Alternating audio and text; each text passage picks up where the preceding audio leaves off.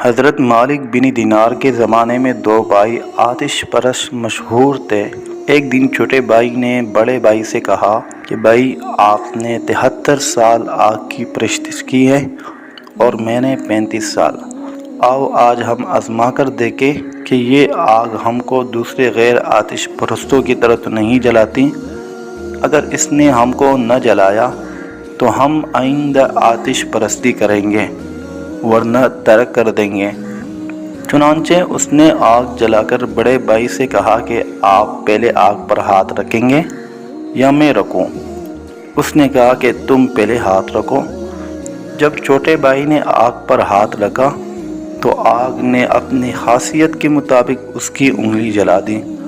اس پر اس نے آگ سے ہاتھ کھینچ کر کہا کہ ہائے افسوس، میں نے تجھے اتنے عرصے تک پوجا، پھر بھی تو نے میری انگلی جلا دی۔ آخر اس نے اپنے بڑے بھائی سے کہا، آخر ہم ایسی ذات کی عبادت کیوں نہ کریں جس کی برسوں کی نافرمانی اور گناہ پر اگر ہم سچے دل سے توبہ و استغفار کر لیں تو ہمیں معاف فرما دے۔ یہ بات بڑے بھائی کی سمجھ میں بھی آ گئی اور دونوں بھائی صحیح راستے کے متلاشی بن کر حضرت مالک بن دینار رحمۃ اللہ علیہ کی خدمت میں حاضر ہوئے۔ تو کیا دیکھتے ہیں کہ حضرت مالک بن دینار بصرہ میں لوگوں کو واعظ سنا رہے ہیں۔ ان کو دیکھ کر بڑے بھائی کہنے لگے کہ میں مسلمان نہیں ہوتا، کیونکہ میری عمر کا زیادہ تر حصہ آگ کی پرستش میں گزرا ہے۔ اب اگر میں مسلمان ہو گیا تو میرے گھر والے مجھے ملامت کریں گے، اور میں ان کی ملامت کے مقابلے میں آگ کو ترجیح دینا چاہتا ہوں۔ چھوٹے بھائی نے سمجھایا کہ لوگوں کی ملامت تو ایک دن زائل ہو جائے گی، لیکن دوزخ کی آگ زائل نہ ہوگی۔ مگر بڑے بھائی کی سمجھ میں نہ آیا اور وہ بد نصیب واپس چلا گیا۔ لیکن چھوٹا بھائی اپنے بیوی بچوں کو لے کر حضرت مالک بن دینار رحمۃ اللہ علیہ کی خدمت میں حاضر ہو گیا اور واعظ سے فارغ ہونے کے بعد تمام ماجرا ان کو سنایا اور درخواست کی کہ اس کو بیوی سمیت بچوں کے مسلمان بنائے۔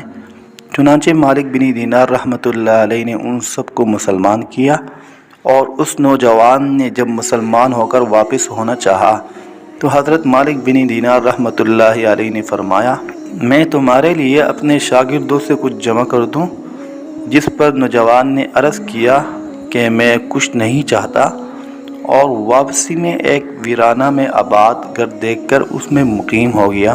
صبح کو بیوی نے کہا کہ بازار جا کر کوئی ایسا کام تلاش کرو جس سے بچوں کی گزر ہو سکے۔ چنانچہ وہ نوجوان معاش کی تلاش کے لیے نکلا، مگر کہیں کوئی مزدوری نہ ملی۔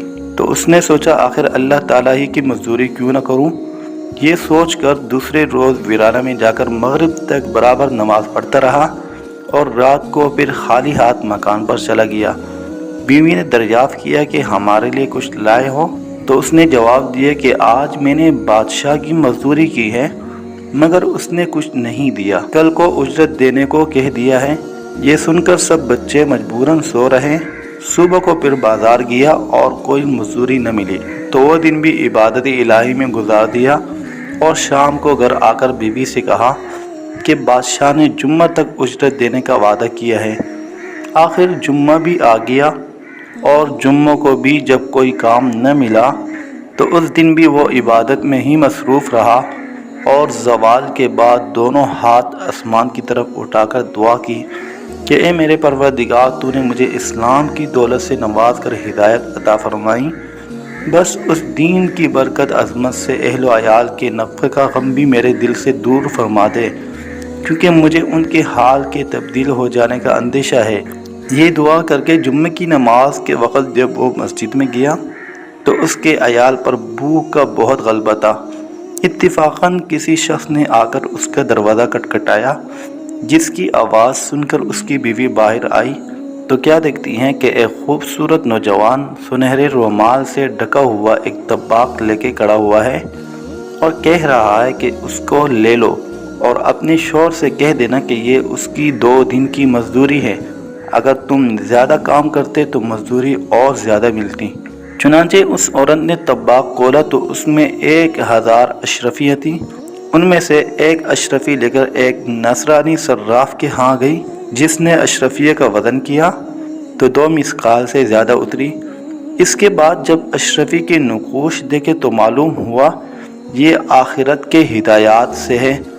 یہ دیکھ کر صراف نے دریافت کیا، یہ اشرفی تمہیں کہاں سے ملی ہے؟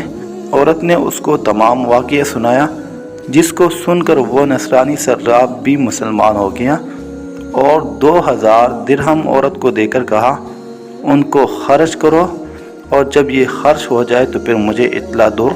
اس عورت نے صراف سے درہم لے کر کھانا تیار کیا۔ ادھر اس کا شوہر مغرب کے بعد جب گھر آنے لگا تو نہایت خشوع و خضوع سے 2 رکعت ادا کر کے رومال میں مٹی باندھ لی اور دل میں خیال کیا کہ جب بیوی تقاضا کرے گی تو کہہ دوں گا کہ اس میں آٹا ہے اور یہی میری کام کی مزدوری ہے۔ چنانچہ جب وہ گھر پہنچا تو گھر کو فرش فروش سے آراستہ پایا اور کھانے کی خوشبو سونگھی تو رومال دروازے پر ہی رکھ دیا تاکہ بیوی کو معلوم نہ ہو سکے۔ گھر میں پہنچ کر بیوی سے حال معلوم کیے تو اس نے پوری کیفیت بتا دی، جس کو سن کر وہ مرد خدا سجدہ شکر بجا لایا۔ پھر بیوی نے دریافت کیا کہ رومال میں کیا لائے ہو جو دروازے میں رکھ کر آئے؟ اس نے جواب دیا کہ اس کا حال مجھ سے نہ پوچھو، اور یہ کہہ کر دروازے میں گیا کہ مٹی پھینک کر رومال لے آئے تو دیکھا تو اس میں مٹی کی بجائے آٹا تھا۔ یہ دیکھ کر اس کی حیرت کی انتہا نہ رہی اور پھر خدا کے سامنے سر بسجود ہو گیا اور پھر برابر خدا کی عبادت میں مصروف رہا، یہاں تک کہ اس نے اپنی جان اللہ کے لیے وقف کر دی